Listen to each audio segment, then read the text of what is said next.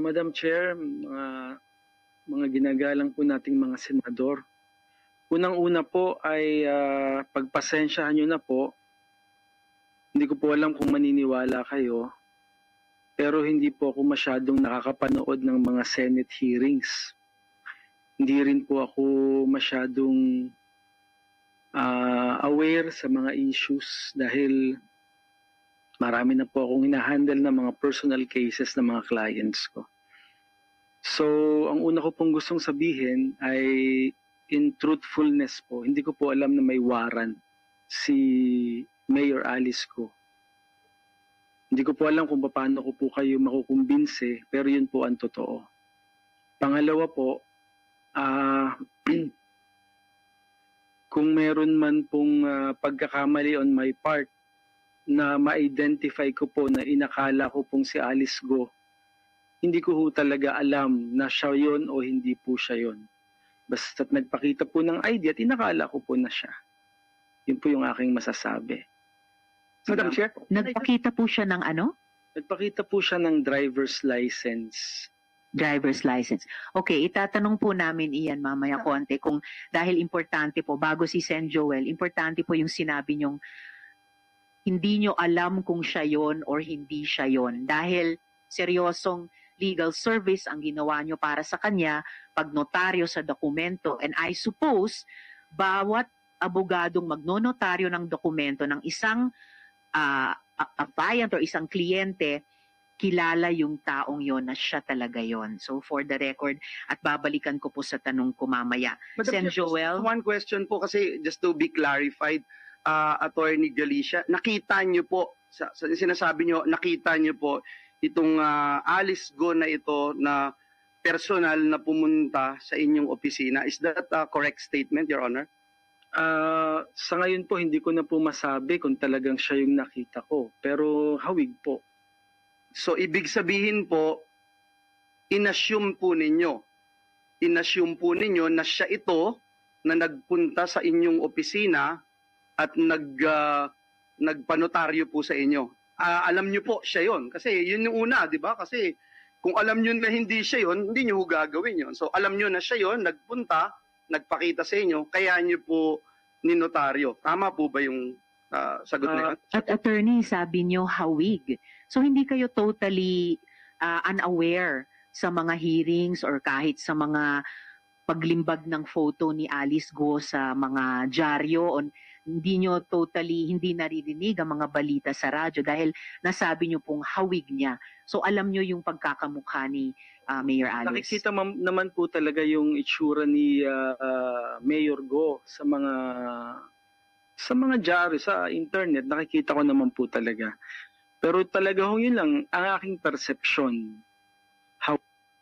Mahirap po yata kasi, attorney, no? Dun muna tayo dun sa araw na August 14. Hindi po pwede na perception yung magiging batayan mo bago mo siya inotaryo. Dumating po yung tao, nakita mo po siya, kung ano man yung personal na mekanismo na iyong ginagawa bago ka magnotaryo, ginawa mo po yun. So, nung nakita mo po siya, alam mo na siya si Alice Go. Is that yes or no? Attorney, bago niyo sagutin, the Chair would like to acknowledge the presence of Sen Grace. Salamat sa pagdalo. Please proceed, Attorney Galicia, sa tanong ni Sen Joel. Tinanong ko po kasi siya Mayor Alice Go, sabi niya sa akin, alis na lang po. Yun po ang sabi niya sa akin. That alone, yun na po yung pinaka fact-checking ninyo bago kayo magnotaryo. Dahil sinabi niyang siya si Alice, okay na? Ganun lang po ba yun? Sa totoo lang po, siguro error nga on my part, pero para po akong nagulat Nagulat po talaga ako na makakaharap po itong taong ito. Bakit kayo nagulat? Kasi po, hindi naman po ako yung tipo ng tao na para puntahan po ng ganong klaseng mataas na tao. Yan, itatanong ko sa inyo yan mamaya konti. Wala ho bang nag-utos sa inyo? Basta lang dumating yung pagkakataon na dumating po siya sa inyong lugar, pumunta siya at nagpanotaryo o may tumawag ho sa inyo beforehand na may darating at magpapanotaryo sa inyo, pwede ho bang banggitin nyo lang sa committee yung pangyayari, attorney? Meron lang pong nagsabi na kakilala na pumunta po ng opisina ko at hinihintay daw po ako para magpanotaryo. Sinong kakilala po yun? Yun pong, ang alam ko pong pangalan niya talaga, Alan. Alan ano po? Hindi ko po alam ang apelyido. Yep. If Anong I may, relasyon niyo sa kanya? anong pagkakilala nyo dun sa Alan? Kasama ko po, ang alam ko po, kamiyembro ko po sa isang organisasyon. Aling organisasyon po? Yun pong aking religion. Ano pong religion nyo?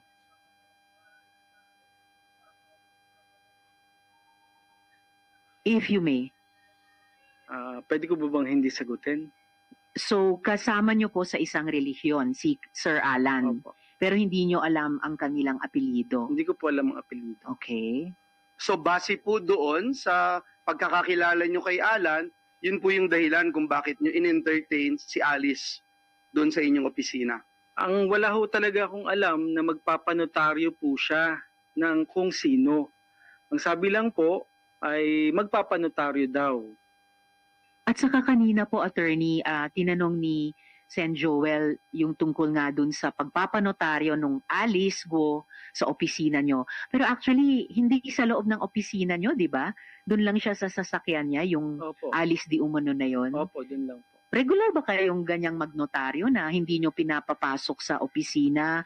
At saka 7 p.m. Gabi na po. Gabi na po. Oh, may ganyang, parang may ganyang special consideration ba kayo sa lahat ng mga kliyente nyo na pag magpapanotaryo, okay lang kahit gabi na, past office hours, tapos hindi papasok sa opisina nyo at dun lang nasa sasakyan niya? Actually po, parang nahiya po ako na pababain at paakyatin pa sa opisina ko eh. Kasi ang perception ko nga po, siya si Mayor Go.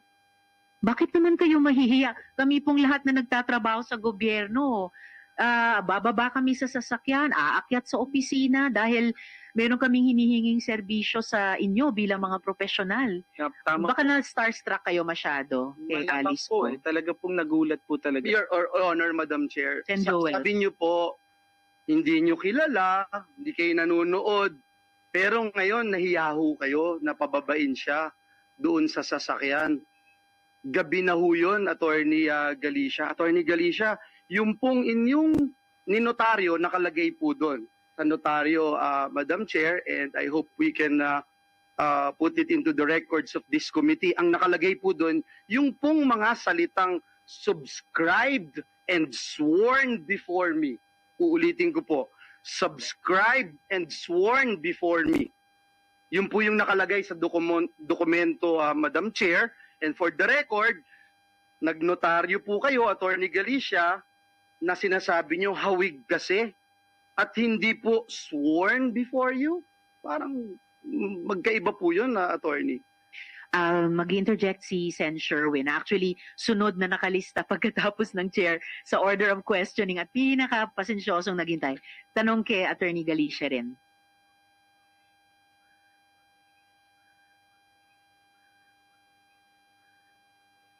Sagot na lang po yung tanong ni Senator Joel bago po. Akala ko interjection dun sa tanong ni Sen Joel. Pakisagot muna, Attorney Galicia, and then mag-interject si Sen Sherwin. Pwede ho bang ulitin? Parang na ano po ako. Kasi nakalagay po dun sa dokumento nyo, sworn, subscribed and sworn before you. Pero sabi nyo nung una, hindi kayo sigurado at parang kahawig lang. Pero may binanggit din po kayo, kaya kayo nahiyang pababain dahil si Mayor Alice Go nga yun. So which is which?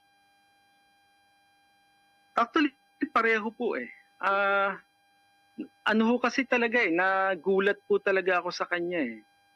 Yun naman pong subscribed and sworn is, sabi ko nga po sa inyo, nawala na po ako ng parang nagulat po talaga ako dun sa nangyari eh. Attorney Galicia, bago mag-interject si Sen Sherwin, hindi nga ba mas importanteng siguraduhin yung identity nung nagpipresenta sa inyong Alice Go dahil sa lahat ng issue sa kanya? Tama po. Naintindihan ko po yun pong sinasabi po ninyo, pero sabi ko nga po sa inyo, at that point in time, hindi ko na po naisip yun. Madam Ako, Chair, sayang, just sana to put naisip- on record, Madam Chair, Okay, Sen. Joel, and then- pagkaiba po, Censure. yung sinasabi ni Attorney Galicia, itim at puti, hindi po talaga pwedeng pareho. Hindi po pwedeng pareho, no? Kaya, unfortunately, Attorney Galicia, I would also remind you na in the 18th Congress, dito po sa Senado, we passed Republic Act number 11-594 na nagtataas ng parusa sa perjury. I just want to put that on record. Thank you. Salamat, Sen. Joel. And one last bago si Sen. Sherwin, briefly, niretain nyo ba may niretain ba kayong kopya ng ID na pinresent at pinirmahan ba ni Alice Guo na yan yung notarial book ninyo as required by the rules? Wala naman pong pinapipirmahan ako na libro para po Hindi ba rules po yun? Pag tiningnan nyo po yun pong form na sinasubmit namin, wala naman dun pong format na nakalagay na kailangang pumirma ang nagpanotaryo. Ida-double check ko po yan, Attorney Galicia. Madam Chair. Could be, and before I call Sen. Sherwin and Sen. Grace, DOJ, can you speak on that? Hindi nga ba rules na pag kahit sino pong tao nagpanotaryo, pipirma sa notarial book? May Yusek T. Yes, Madam Chair. May rules ng Supreme Court specifically para sa mga notaryo. At naalala ko, meron talagang requirement doon. No? May mga safeguards to. Kasama doon sa safeguard yung pag in evidence of identity, which is the ID, no? Hindi na pwedeng sedula lang, no? Kailangan ID talaga, current ID, government issued, may pirma at may litrato ng may hawak na ID. At bukod doon, isa din sa mga safeguards yung pipirma mismo sa notarial book yung nagpanotaryo. Hanapin namin ngayon yung specific provision at sabihin namin mamaya. Thank you so much. If you could begin to walk us through that meeting, si Alice Guo ba ang mismong nag-abot sa inyo ng mga dokumentong panonotaryo niya? Si Alan po ang nagbigay sa akin nun. Okay, so yung Alice Guo nandun sa sasakyan, binigay niya yung dokumento kay Alan, binigay nung Alan sa inyo. akin.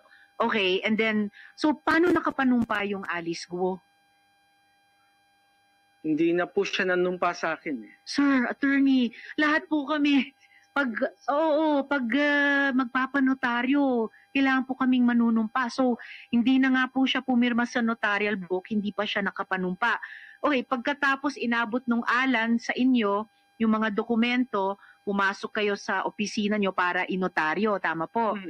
And then lumabas kayo ulit para ibigay sa kanya yung notaryadong dokumento na, tama po? Hindi na po ako bumaba kasi may mga ginawa na po ako dun sa office ko. Hindi ko na po alam kung anong nangyari. So, paanong nakarating mula sa inyo dun sa Alice Guo?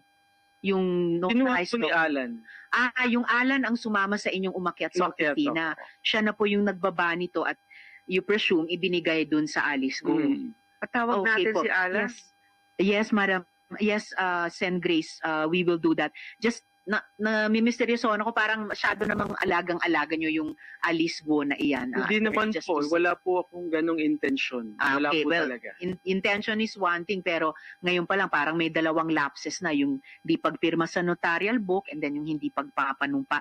So, sorry, Madam Chair, just to put on record lang. Oh, and Nilagay then I'll po, call Sen. Grace nga pala and then Sen. yeah, nakalagay lang po, just to put on record, dun po sa dokumento, subscribed and sworn before me. Tapos binanggit po ng ating attorney resource person na hindi po nanumpa sa kanya. Just for the record. Yes, salamat Sen. Joel. So,